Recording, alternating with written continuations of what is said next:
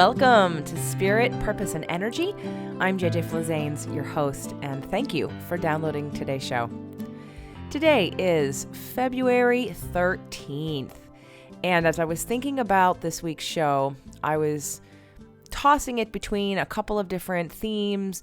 One was exercise and self-care and self-love, and one was a recent interview I did on the Fit to Love book. And then, what just felt intuitively like the right choice was to repurpose and republish the interview that I did on Hay House Radio with Michael J. Chase. While it wasn't the best sound quality, and I was pretty pissed off, quite honestly, at Hay House for the very poor sound quality. The guys told me I sounded good, and I did not. It sounded like I was in a tunnel. But I tried to fix it as best I could. But it was the content and the idea about Valentine's Day. Because Valentine's Day is like my favorite holiday. And it still is, under every circumstance. It's kind of funny. I have seriously disconnected from the idea of this holiday being about another person. While I allow myself to receive from other people and sometimes really love to give to lots of other people. One year I sent out care packages to a bunch of friends as a surprise. One year I brought flowers to my chiropractor's office and gave them out to everybody who was there. So depending on what's going on in my life, if I've got the time and space and I think about it ahead of time, I love Valentine's Day. I like it better than Christmas because it's about the pure essence of love. And so today I'm going to republish the show. If you've heard it already, it's worth listening to again, just to remind yourself of why I believe everybody would benefit from enjoying Valentine's Day, a day to really give back to yourself, to love the people who love you and who are around you, and to love the people who don't love you. It's really not about anybody else at the end of the day, right? So I want to share the show with you. Hopefully you enjoy it. And if you've heard it before, hopefully you get something out of it.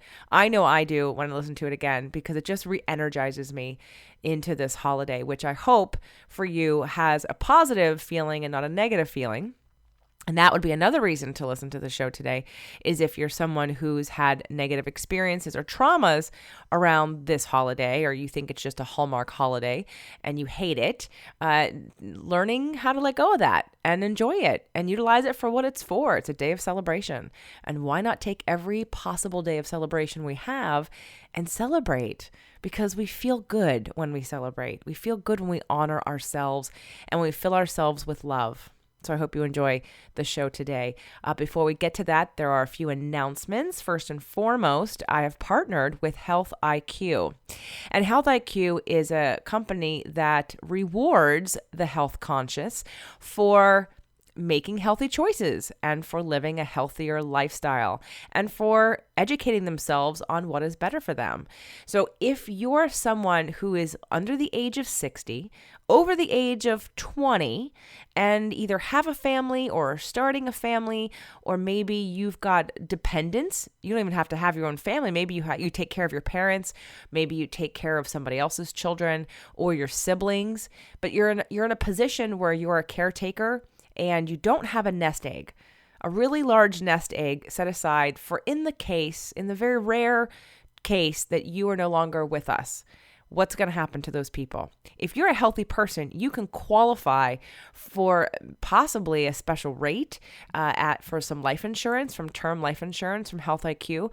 And they have an amazing database full of great questions that they compiled tests with, and you can take them over and over again. There's lots of information at Health IQ. So if you're listening to this, please go to healthiq.com/SPE and make sure to take the test and get your free quote and get yourself prepared. healthiq.com/SPE. Also, for those of you that know, we just finished the live event, Releasing What Weighs You Down. I would like to announce, even though nothing is available yet, I would like to announce that the next event is called The Next Big Step. And the next big step will be happening in Los Angeles, September 20th through the 23rd. We all gathered for Releasing What Weighs You Down on a Friday at 4 o'clock and ended on Sunday at 2 o'clock. And while that was great and life-changing for lots of people and definitely positive momentum for all of us, it wasn't enough time. And everybody knew it. So we have now decided moving forward that all the events, and there are 2 on the books, will be Thursday night at 4 o'clock to Sunday at 2 o'clock. So if you're going to take the time to travel, why not take the whole day off on Friday and even come Thursday, so that way we can get more done and spend more time communing with each other and diving a little bit deeper. So September 20th through the 21st is the next big step. We already have a fourth of the room sold out. The sales page will not go up until March, but if you're interested, you're welcome to email me in the meantime, and I'll make sure you get on that list who gets the special VIP early bird special that will be released in March. And for those of you that wondered, we are going to be doing Releasing What Weighs You Down again next year, January 10th through the 13th. Here in Los Angeles, 2019. Okay, so without further ado, I'm just letting you know there's lots of places where you can love yourself and come love yourself more and meet with others who want to love you and love themselves more, because I'm full of love today and for the rest of the week. Wanted to give you the heads up on that. So I love you. I appreciate you. I really, really appreciate you. I don't know if I've told you that enough, you as a community, because I've been to some celebrity events recently and I've noticed how their tribes act or how their tribes are. The bigger the reach you have as a personality, the more people you have spread across the world. And I understand that. But it's really exciting when you know that your tribe will show up for you, when your tribe will gather in a Facebook group, when your tribe emails you on a regular basis. So I just give you guys a shout out because you're the best. I feel so honored to have you in my tribe, and I hope that you're getting great information, life-changing inspiration, motivation, and manifestation. I wish you nothing but love, joy, and a sense of satisfaction and deep, deep inner peace today, all week, and especially tomorrow. Happy Valentine's Day. Today's show, the gift that Valentine's Day brings to all of us. I'm very excited to share the show with you. I will warn you up front, this is a full hour show because it was my interview on Hay House Radio by Michael J. Chase. I was so honored to be asked to be on his Hay House Radio show, and we had such a good time doing this interview that I wanted to make sure I could share it with everybody. So sit back and enjoy. Again, this format will be a little bit longer than some of my other shows, so I hope you enjoy it.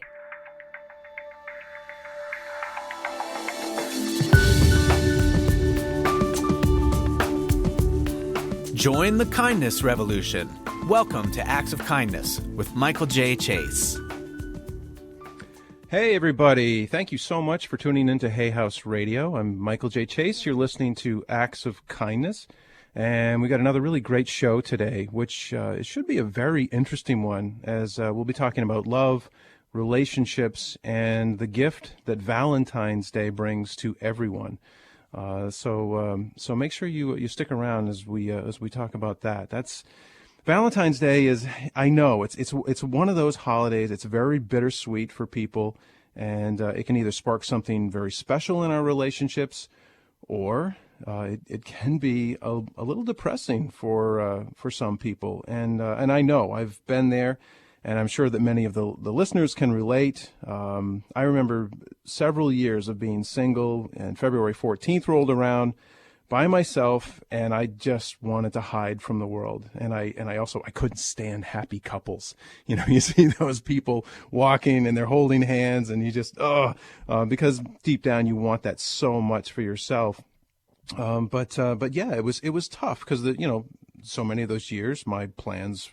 I remember one year the plan for the night was to rent When Harry Met Sally and just kind of wish for better luck the next year. I was always a romantic, but there are just some years that I was alone. And all of this was this was long before I had ever even considered the idea of self-love and understanding that another person could never really make me happy until I was happy with myself.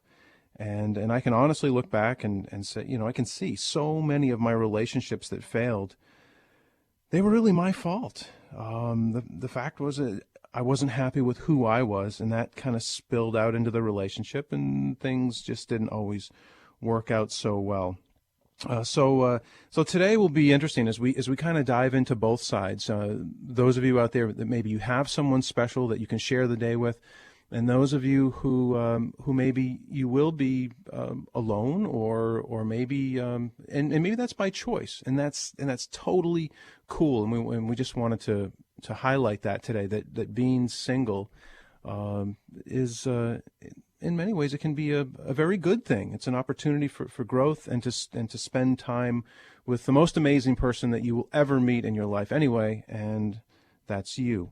So today I feel that I've got the perfect guest to help us see ourselves, our relationships, and even Valentine's Day in a healthier way. My guest today is JJ Flizanes, and JJ is she's the director of Invisible Fitness. She's the best-selling author of Fit to Love, How to Get Physically, Emotionally, and Spiritually Fit to Attract the Love of Your Life. She was named Best Personal Trainer in Los Angeles in 2007 by Elite Traveler magazine. And JJ vividly reminds us that the word fitness is not just about a state of one's physical body, but also the factors which determine a person's overall well-being. And that's really important. We'll talk about that today. For JJ, the key components in all of these areas are what she calls invisible, balanced support structures of nutrition, emotional centeredness, and health. JJ is a contributing expert to The Daily Love and About.com. She's also been featured in many national magazines, including Shape, Fitness, Muscle and Fitness Hers, Elegant Bride, Women's Health, as well as appeared on NBC, CBS, Fox 11, KTLA. And she's also the host of the Fit to Love podcast show, which is on iTunes. So definitely check that out. She's got a whole bunch of shows that you can listen to there. And it's currently being downloaded in 94 countries.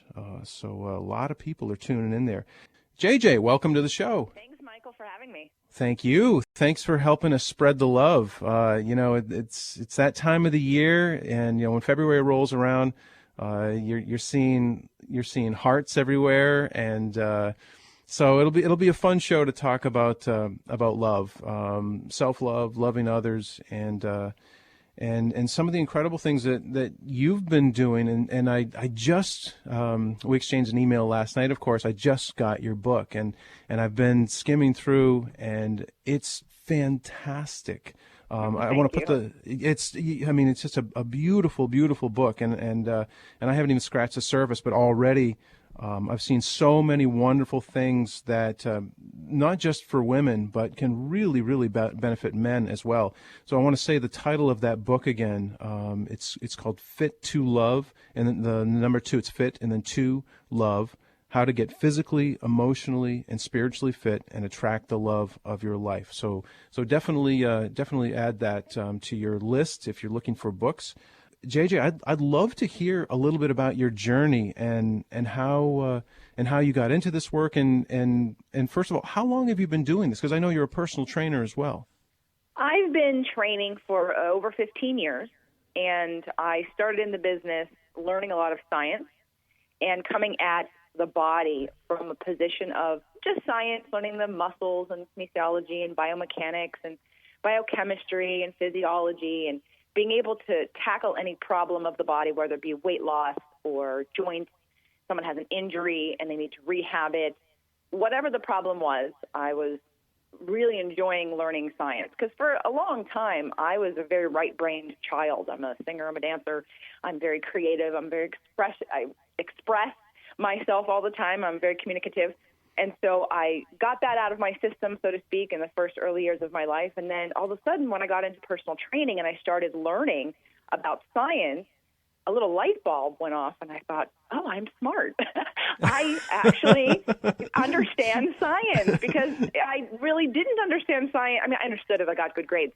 But I was one of those people that it never clicked. Like, I wasn't that math and science geek that it just sort of was like a language that I picked up immediately. Sometimes I was confused. I thought, I don't know why I need to know this stuff. I can't see it. It doesn't excite me. It's not applicable. I mean, I'm sure it is, but it wasn't close to my heart. I get into personal training. I start learning science, and now I can see it. it was amazing. I could see the mechanics of it. It became important and it became clear. And so in the personal training world and in helping clients with their bodies, I'm a problem solver. So if you bring me a problem, I'm going to want to solve it. But my tools at the time were just, like I said, science. And then when I'd come up against something I couldn't fix with science, of course, that begs the question, well, what are the other components that make up this situation? And so from there kind of started the journey into the self-help work, into the emotional, into the spiritual, into the biochemical in terms of food and food sensitivities and hormones. So I really just opened up and started learning everything that I could to find so many different tools that I could help anyone no matter what the problem was, that there was no stopping what was in my tool bag, so to speak. And that's sort of what led me down the mind-body connection road. And so that's the training and how that all goes together. I'm the why person. I'm the kid that said, well, why? Well, why? Well, why? Well, why? And not. And that's why you're smart. That's why you're smart. You ask questions. I'm curious, and I'm also the kid that if my mother said, well, you're not allowed to do that, I'd say, or, I said, why can't I do that? Well, because I said so. And I say, that's not an answer. Because I said so is not an answer. I need a reason that makes sense to me that I agree with. In order Did you get a lot of timeouts when you were a kid? I didn't, actually. There were a few years in the junior high area where I rebelled a little bit. But really, I wasn't given a lot of very strict rules, so I didn't really have anything to rebel against.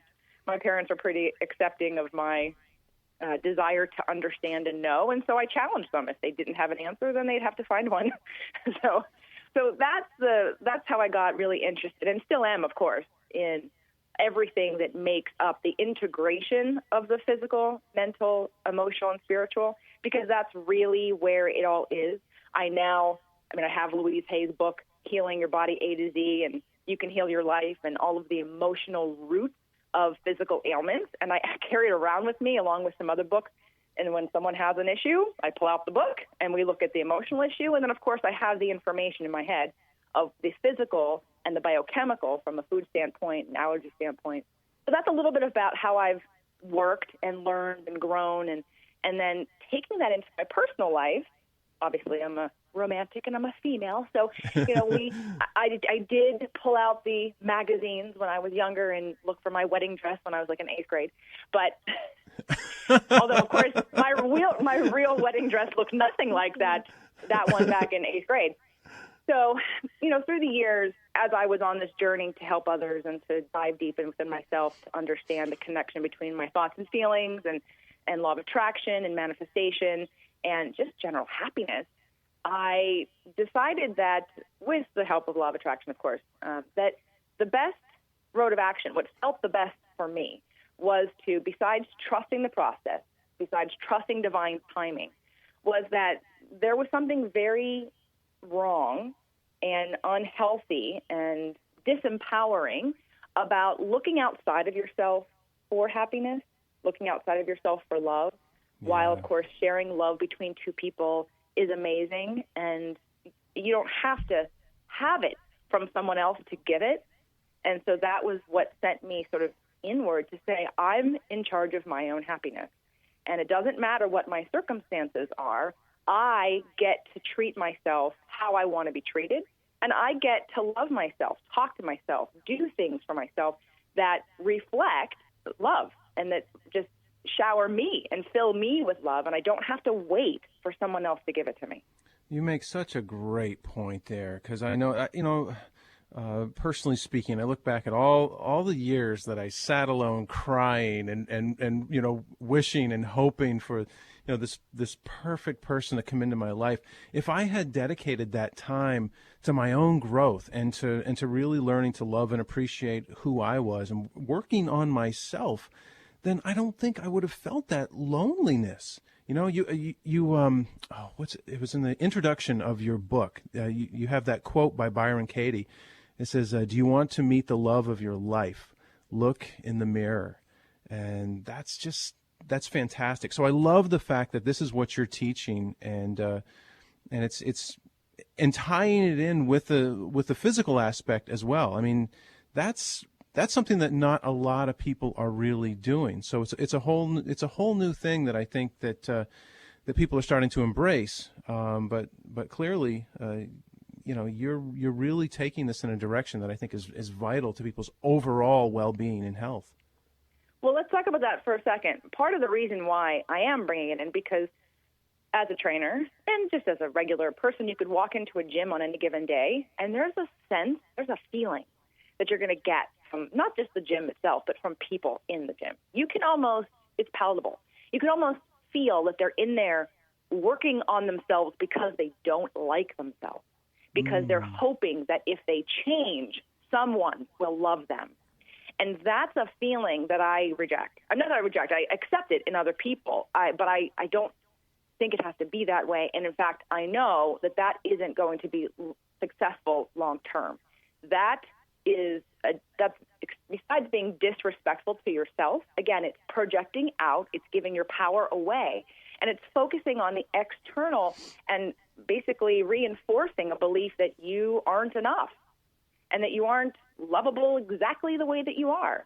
And so that's one aspect of the fitness industry, which is why I'm in the fitness industry, but I've rejected that too for that reason, that we're looking at the outside. We're looking at what someone looks like. I don't judge people based on what they look like. And I don't look at someone and say, well, you need to work out. That's so surface, and that isn't me at all. I dig deep. I go in. If you are happy, that's all that counts. If you are a happy, fulfilled, self-loving person, you will make choices to care for yourself versus wait to be validated by somebody else. And so this book is really also a movement for me to really let people know that you can have a different relationship with your self-care, with your exercise, with the gym, that you do it because you love yourself, and that's when it's going to really make a big difference.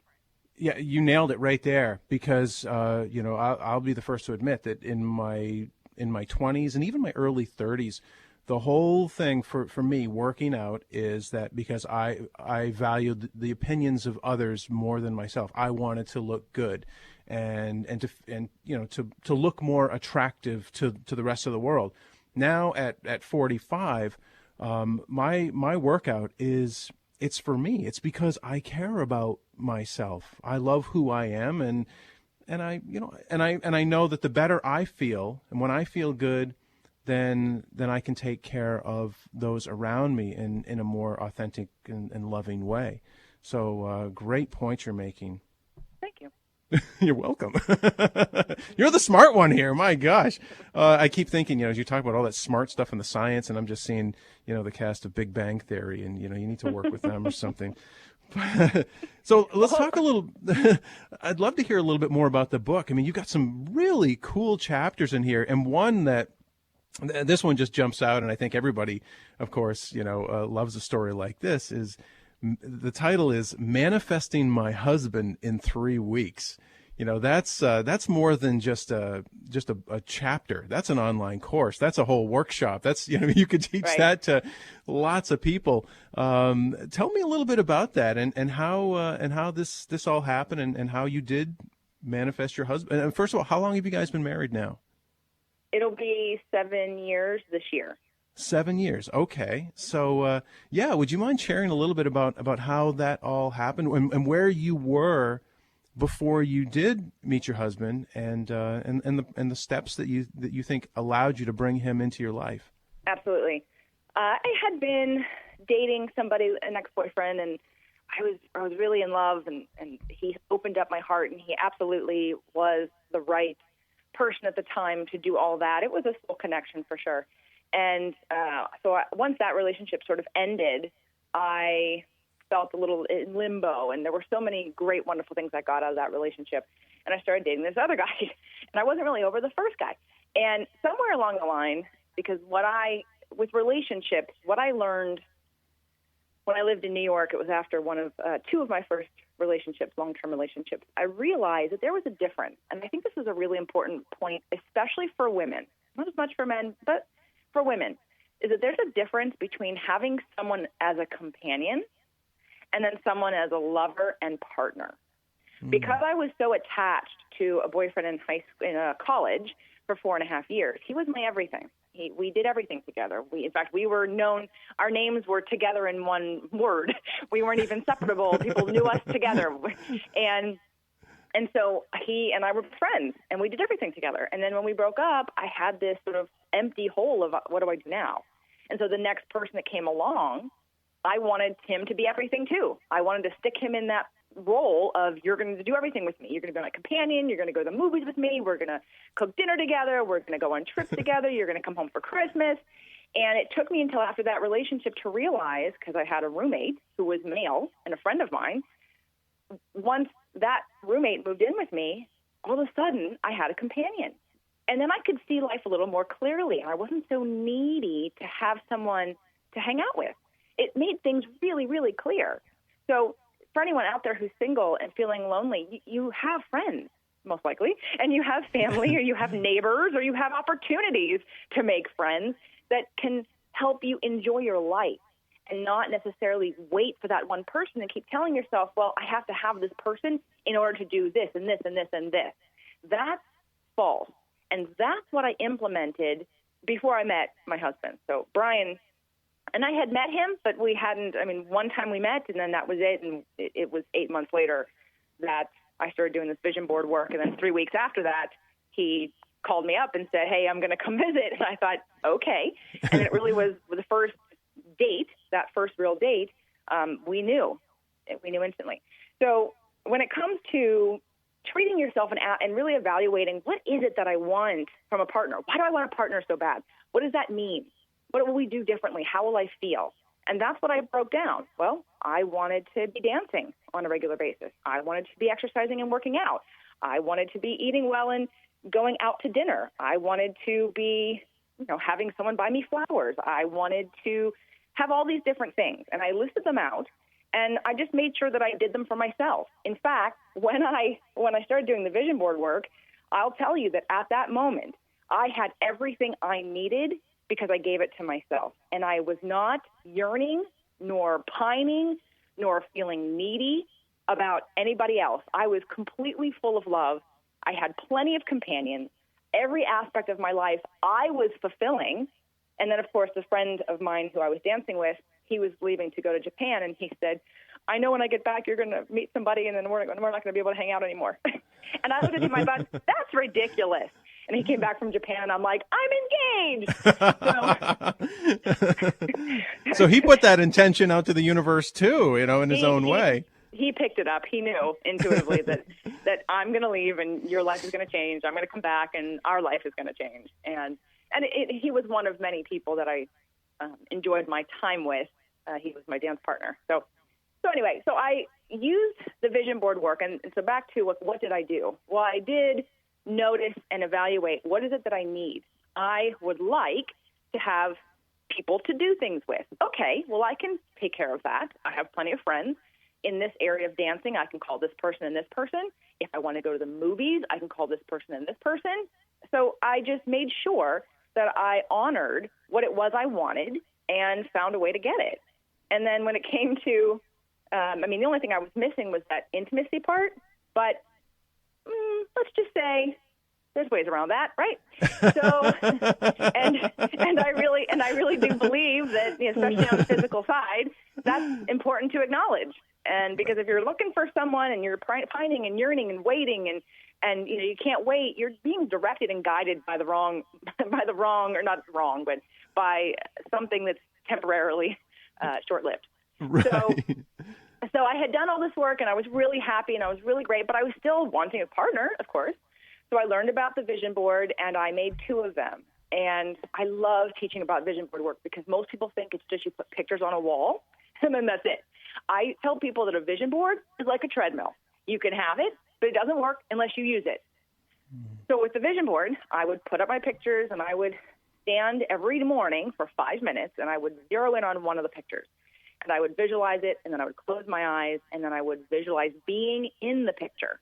So there was one picture of a woman who she was being wrapped up with a guy. He had his arms around her, and he was lifting her up, and I think she was holding a football, and she was laughing, and his face was sort of near her neck, And so I'd imagine that, and I'd imagine the arms around me and being lifted off the ground and the wind in my hair and his breath on my neck. And I would do this until I literally had like a chill up and down my body, which let me know I was now connected. And I had given myself that energetic, vibrational love, so to speak, and I was in the picture. I was in that reality. And then I'd go about my day. So it was a 5-minute exercise every day, and within 3 weeks of doing it, that's when Brian decided, okay, I'm ready for her. And he called me up, he came over, and that was it. It's just incredible how this really does work. And so many people still just kind of brush it off as new age fluff and, they're like, oh, that's ridiculous. But it does, it works. And you made a really important point there about getting into that state of feeling, because I think there's a big misunderstanding in manifesting things, or law of attraction, or personal magnetics, whatever you want to call it. People think that's, well, I just have to think about it. I just have to think good thoughts and think about what I want, and boom, it'll show up. But it's really like what you did is immersing yourself into that feeling state. Like, what would it really be like? And that feeling, which I'm a big believer that feelings create, and that is the vibrational frequency that goes out and just, it brings it all in. So, yeah, a great reminder, anybody out there that has thought about doing a vision board and say, oh, maybe someday. Do you have any advice to kind of give them a little kick to say, let's get this going? What's the simplest way for someone to begin doing this? Well, to ask yourself, why do you want a partner? Why do you want somebody? I mean, it's not, someone might say, well, that's obvious. Well, no, it's not. Outline it. Why do you want a partner? What are you telling yourself you're going to be able to be, do, or have once you have somebody? Because that's another false idea about, once I get married, then everything's great. And from everyone who's married, we go, ha, ha, ha, right? Right, yeah. I'm sorry, the work begins once you get married. The work that you're doing now is to be the best self you can be, to attract the right person for you, and the person who, the better you are, the better they'll be. You're going to attract where you are. So if you're feeling broken and needy, that's what you're going to get back. And it's going to be two unwhole people trying to fill each other's hole. And it won't be successful, because you want to be a strong, not independent, meaning you don't need anybody else, but you want to be empowered to know that you can get what it is that you want. So for me, I went through that list of why do I want a boyfriend or a husband or whatever. And, for the romance part, I wanted flowers. I wanted to go dancing. Obviously, I wanted intimacy. Past that, I wanted companionship. I wanted to be able to cook dinner for somebody. I wanted to go to dinner with somebody. I wanted to go to the movies and go shopping. And so those are all things you can find another person to satisfy, minus the intimacy part. If you start filling your life with things you want to do and stop waiting for someone else to give it to you, then you're already full. And here's the fun thing about attraction. Besides vibrational matches that you're going to attract whatever it is that you're emanating, men, this is for the women, men aren't interested in needy women. And vice versa. Women don't want needy men either. We want a person who's whole and happy and who vibrates joy by themselves without anything else. And so when you're out there and if you're being that, that masculine energy woman, and you're making this a job, and you're demanding, and you're needy, and you're looking, and you're intense, that is not feminine energy that's going to attract a masculine man.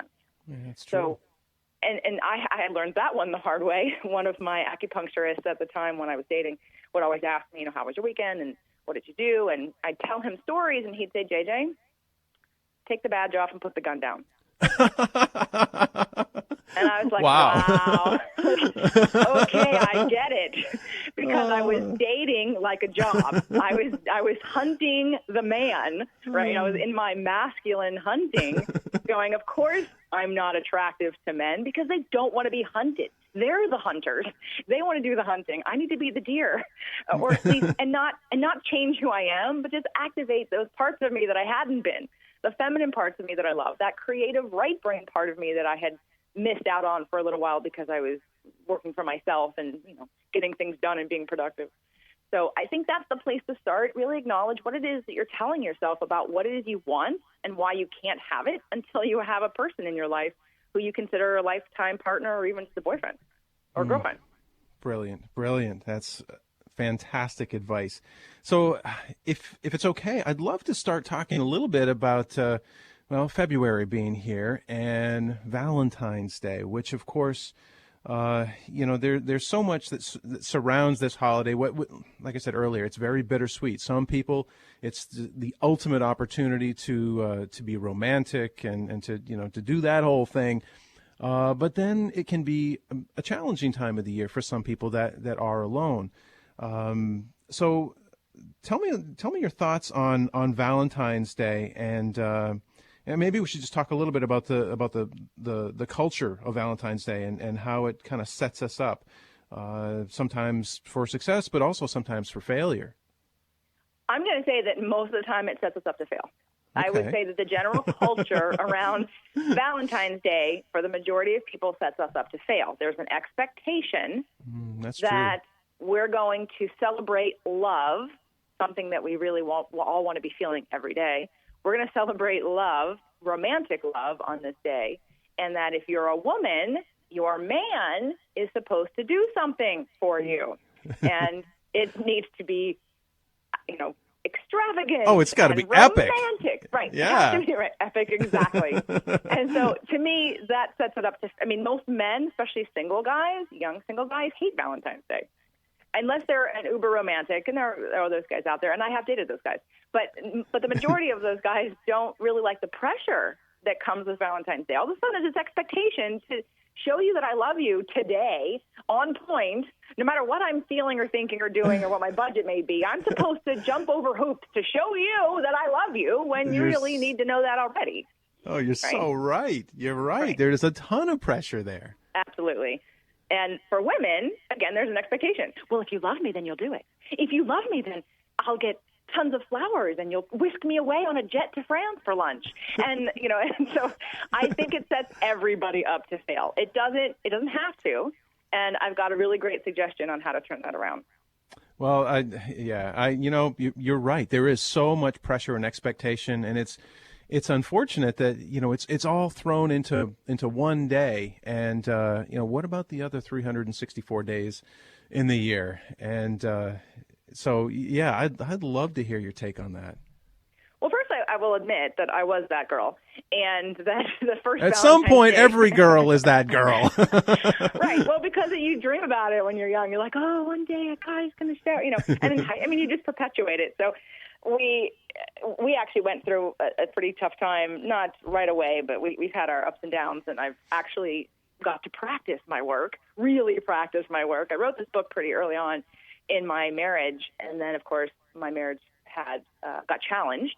And I'm happy to say that we got through that and then are elevated to a new place. And I use the same principles in this book to help my marriage as I did to attract my husband.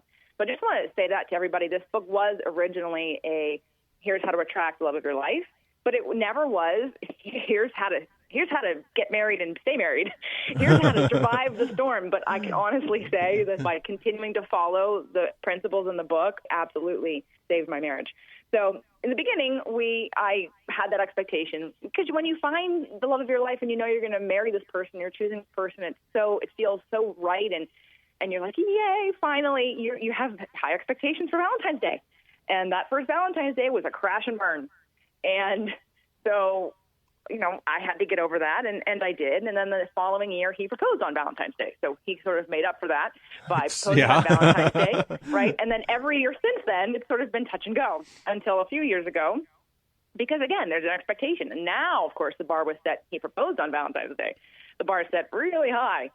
But I learned, because I knew prior to all of this that my husband felt pressure from Valentine's Day and that men in general felt pressured. And I thought, that's really not fair. And he has a point. There's always expectation, and what about the ladies? Where's our expectation for them, and where's their day? Why is all of a sudden, maybe it's Super Bowl Sunday, I don't know, but why are we supposed to, get showered with love on this day that somebody else at Hallmark decided was going to be for us? So I stopped waiting, and I took the pressure off him. I stopped expecting him to do anything, and not in a mean kind of throw my hands up in the air kind of way, just no, I get it. And I have these ideas about what it is that I want. Now, besides the jet to France for lunch, I definitely wanted certain kinds of flowers. I definitely wanted a certain feeling for the day. And again, just like I did with figuring out why I wanted a partner, I thought, what is it that I want out of Valentine's Day? I want to feel love. I want to celebrate the day of love, but it doesn't have to look like what everyone else thinks it needs to look like. So I actually told him several years ago, don't worry about Valentine's Day. I got it. He's like, I've got this. Okay, what does that mean exactly? And I ended up buying myself flowers. Ladies, by the way, the grocery stores several days before and the day after Valentine's Day, everything's on sale. Like you can buy yourself 10 dozen roses for pennies compared to what you're paying the day before Valentine's Day, right? So I bought myself dozens and dozens of flowers. Like literally, at the office of my old place, I filled it with flowers. And then I took myself to the spa that day, and I took myself to lunch, and I had my favorite food, and I had a massage, and I was in the jacuzzi at the spa, and I fell asleep in the nap room at the spa. I made sure I was relaxed and full of love and feeling joy. Wow. And that is giving myself what I'd want someone else to give me that no one else has to give me. Does that make sense? That's beautiful. That's absolutely beautiful. Wow. Yeah, I've never, and so this whole Valentine's Day experience, you were married at the time, all this thing you're talking about with the flowers and the spa and all that. Absolutely. Yeah. And what was his reaction to all of this? Did like guilt come up, or did he think, I should have been the one to do that? Or was it all cool with him too? Well, the fun thing about all of this work that I'm suggesting people do is that once you take the pressure off somebody else and you have this silent expectation they're supposed to fulfill, that you're setting them up to fail, then all of a sudden that they actually want to do it. They want to do something. And so, my husband would bring me home 3 dozen flowers, and he'd put them around the house, and he'd buy me little gifts, and he'd write me little notes. So I didn't do it so that he would do it. I didn't manipulate the situation so that he'd do it, because I truly, truly just did it for myself. It freed him up to be able to give if he wanted to. And he does every year.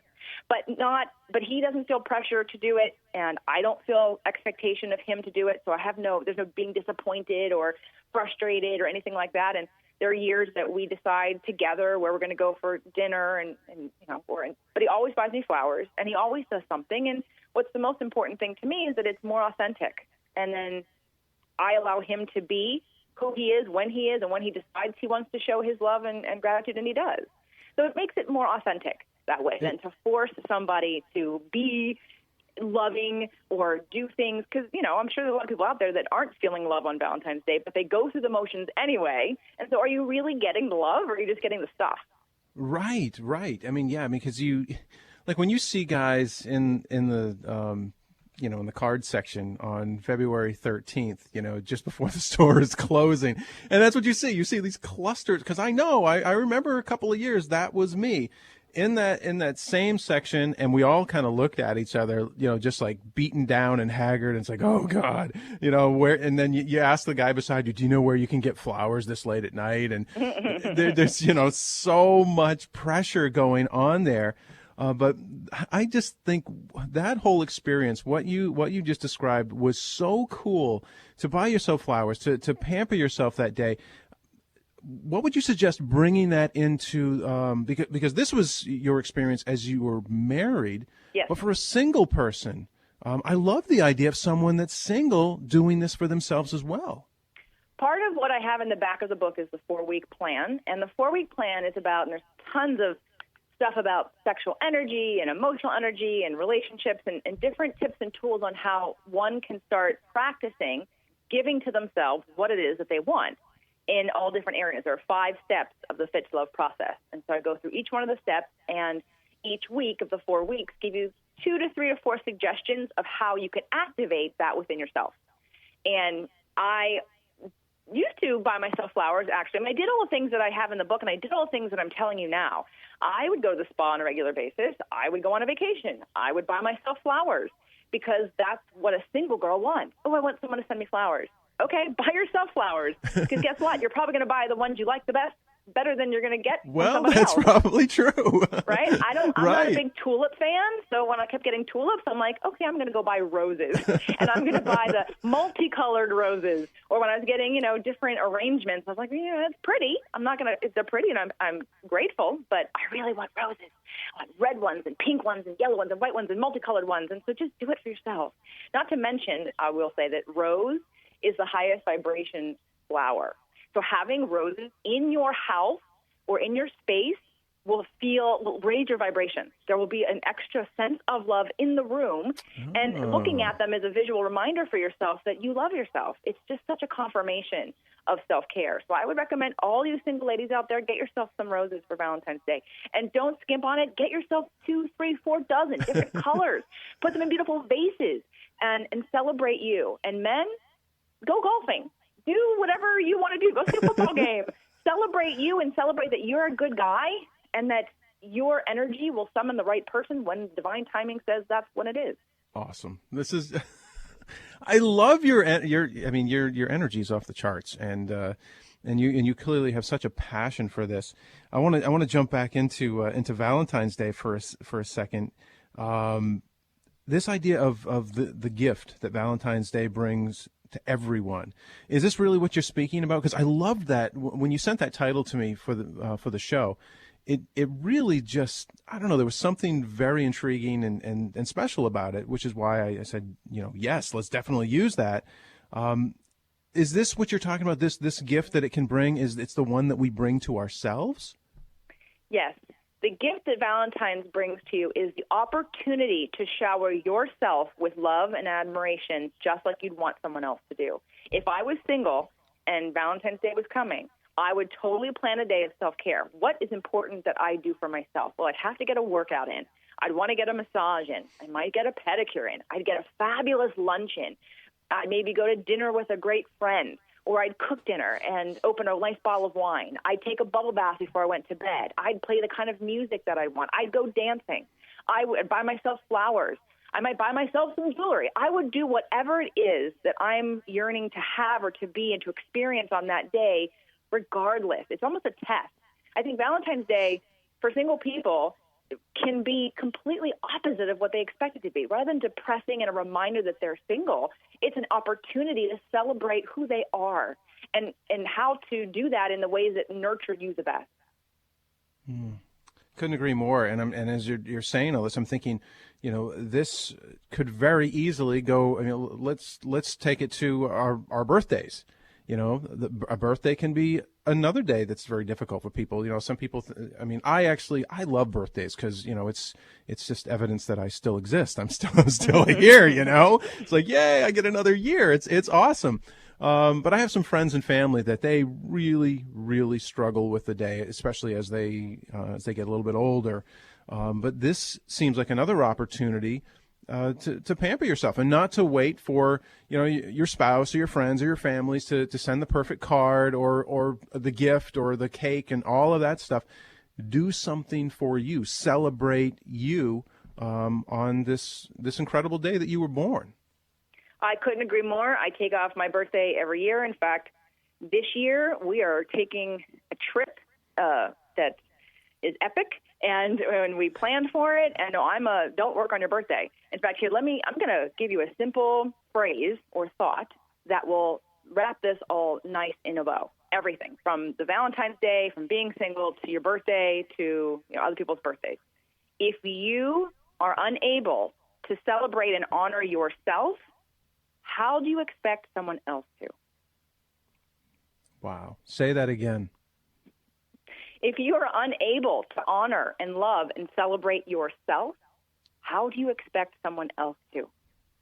Yeah, there's some big time truth in that, for sure. We yearn for attention from others. I see it all the time. There are people who, they'll be like, oh, no, like they have an issue with receiving. A lot of women have an issue with receiving. Men do too. But I see it a lot in women because we're supposed to be the nurturers and the givers and that taking care of others. But then secretly they really yearn for someone. They want someone to take care of them, but they can't receive it. And this is an opportunity to practice that receiving muscle from yourself. So that way you can be open to someone else. If you really, really want that person to love and give to you and take care of you and respect you, it has to start with you and your example. You teach people how to treat you by how you treat you. That's so true, and you really hit on something with that receiving piece. I know that for a year, back in 2007, I started something called the Kindness Center, and we were going out doing these really large-scale random acts of kindness projects for 24 straight hours, or traveling across the country and just stopping and doing things for people, whether it's you buy someone a meal, or you're offering up free hugs, or you're doing like we had a spot we were just giving away free compliments. And people are always asking me, it's like, well, don't people reject you? Don't they turn that away? And yeah, I mean, there are times that people, like, for example, and not just talking about these events that we did, but just in general life, give someone a compliment, say, oh, you look really beautiful today, or, I love what you're wearing, whatever it may be. But you can see people, they start to shrivel up, and then they're like, oh, and they back away, they get uncomfortable.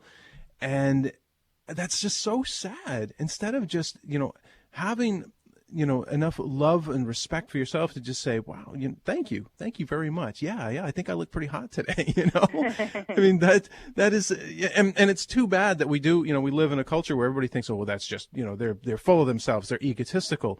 But there's a big difference. We talk about self-love and self-appreciation versus that egotistical place.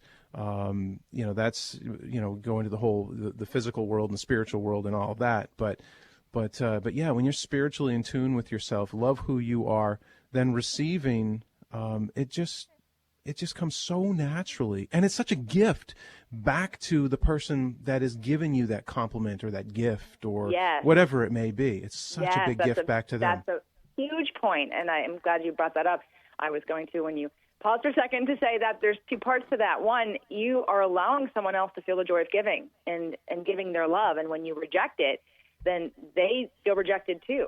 And accepting and receiving is also a gift to the other person who wants to give to you, number one. Number two, something else that I've started doing in the last couple of years for people that maybe they're not ready to take the spa day and buy themselves 3 dozen roses and take them out to dinner and go dancing. Maybe that's too much for them right now. So here's another practice I've been doing for the last couple of years that is awesome, is that I give on Valentine's Day. I've been giving to friends and family. So, for instance, a couple of years ago, I bought 11 or 12 copies of a book, and I love the little creative part. I get colored stickers, like I get heart stickers, and I bought Hershey Kisses and little Valentine cards from the stores that have like the Peanuts galleries on them, and like the ones you used to give when you were in elementary school and junior high. So I write a little note. I put in some Hershey Kisses in a baggie so they don't melt. I wrap up the book, and I send them, and I put little stickers all over the outside of the package, and then I mail my friends a Valentine's gift. So love this. Right? I absolutely love this, because I remember years ago, my wife she's an amazing, she bakes. She's actually a pastry chef. And so she started baking all these incredible things. And then we went out and we bought some balloons and some cards, and we were just putting these things, we knew, like, friends and family, what time they were working, and we would sneak over, put things on their steps. And so when they come home, they have these Valentine's Day, not totally anonymous. They had no idea it's us. But yeah, you're so right. It's an amazing time just for doing little acts of kindness. Sending flowers to someone, or even one of my favorite things to do is I'll go over to the hospital, and I'll ask the nurses at the front desk. I'll say, tell me, do you have a patient here who typically doesn't get visitors? They're often alone, and they just really could use something to brighten up their room. And so they say, absolutely. Mrs. Smith down the hall, and I say, here's a bouquet of flowers. Deliver them to the room and just say it's from somebody who cares. It's just little things like that. But yeah, Valentine's Day, even offer to babysit, if you are single, if you're not going out, that's such a huge act of kindness. Tell, friends or family, say, hey, you know what? Let me take the kids tonight, and, we'll watch some movies. You guys have a fantastic time. So there are opportunities. You could go you could donate your time. You could go to a nursing home and or just go, like you said, to pass out Valentine Day cards and get the fun ones too. Like you said you get the peanut ones, like those are the ones. Yeah, buy the kid ones and just put them on people's desks at work, and it's just so much fun. And if we could just unzip our adult costume that we wear every day and get back into that beautiful place of being childlike, then Valentine's Day can be just magical. Yeah, I love it. I love the holiday, and my husband loves that he has no pressure. And I'm actually looking for, well, what am I going to do this year? But I'm thinking, what else can I put in the package, and where can I find the red envelopes and more stickers, Valentine stickers. So I always I love it. It's so much fun. And so whether you give to somebody else or you give to yourself or you do both, Valentine's Day is an opportunity to activate love, period, and to be that beacon and vibration of pure joy and love that attracts so much more than when you're sulking and needy and depressed and feeling sorry for yourself and not respecting and loving yourself. Yeah, you're right. In some ways, it's too bad that it has to be about, you have to look at it from that romantic perspective and only think of it as far as couples. That if we could just celebrate Valentine's Day as a day of love, just to make it about love, loving ourselves, loving others, doesn't matter. You're single, you're married, none of that matters. It's just about loving one another. And I think it would... it would take a lot of pressure off of everybody if you went into it that way. But your husband, he's a lucky guy because I think you're kind of a this is rare. You don't hear stories like this, and but I hope that it encourages more women out there and men to begin to think about doing things for you. I think that's vital to our own, emotional, physical, spiritual health, to really just start, again, like you said earlier, celebrating you and just, see where it goes. Who knows? Maybe 1 year it's a couple of roses. Maybe the next year if you're still single, then you know what? I'm going to Paris by myself this year. Absolutely. And you just take it to that next level and just take it from year to year and have fun with it. And that's really why my new title is Empowerment Strategist and not Personal Trainer, because this whole idea of empowering yourself, we all have it. Everyone has the power within themselves to have whatever it is you want, to feel however you want to feel. And a lot of times we aren't taught that. I'm working on another book, and it's all about that. It's all about emotions, actually, and getting your needs met and defining that. And that's kind of what I'm talking about. The reason why I think it's rare is because most people aren't aware that they're manipulating others to get what they want because they're not aware of what it is they need. And so all of a sudden they behave in ways that they're trying to evoke things from other people to satisfy themselves, especially people pleasers. People pleasers are like, oh, no, I'm a people pleaser. People pleasers are highly manipulative because what they're really saying is I'm going to do everything that pleases you so that you love me. That's true. Right. So anyway, so I think that the awareness hasn't been created. I think that if women especially could be given tools to understand how to get their own needs met, to identify what their needs are, to identify what their emotions are, and then realize the tools they already have to get those needs met, the pressure will be off everybody. And then no one will have to manipulate each other in order to get what they want that they're not even aware of. So I think, so thank you. Thanks for pointing that out. But I think that the movement is coming and I'm going to lead it. Absolutely. JJ, I can't believe this. We got like 3 minutes to go here. I can't believe how fast this hour has gone by. I just wanted to ask real quick if, do you work one-on-one with people? Like, do you offer coaching services? Anybody want to work with you? And beyond the physical part, but do you coach people, also on like a lot of the things that we've been talking about today? Absolutely. You do. Is that like an ongoing process? I mean, do you work with people do they work with you just once, or do they have, how do you set that up? I have, everything has to start with an initial consultation. So the initial consultation is the first part. And if you go to fit2love.tv, the consult is on there, and there's no obligation past the consult. So it really would be figuring out what it is that you need. I work with people all over the country on Skype. as well as on the phone. Phone would be the coaching part. Skype would be training. I actually train people over Skype, and just like I would be training them in person, and which is really fun. So you can go to fittolove.tv under products and find the consultation. And that's really where we start. And whether or not I'm the right person for you or this is the right work for you, I'd be able to tell you that after an hour of listening to what it is that you need. I refer people to so many different types of work. I always feel like I'm the manager of the process. There may be 3 or 4 things that need to get done, and there's an order where I think it's most effective for you and the most efficient and creates some momentum for you. And so sometimes it's not me that I may be the manager of the process, but I'm not the first step. Or I'm the second step, and I'm sort of managing the whole process. But yeah, it could be short term. You can just get some advice. I can send you in different directions, or you can work with me for as long as you get benefit and value and get to your goal, whatever that may be. Awesome. Well, we've got about 40 seconds left here, and I want to make sure I throw out your website again.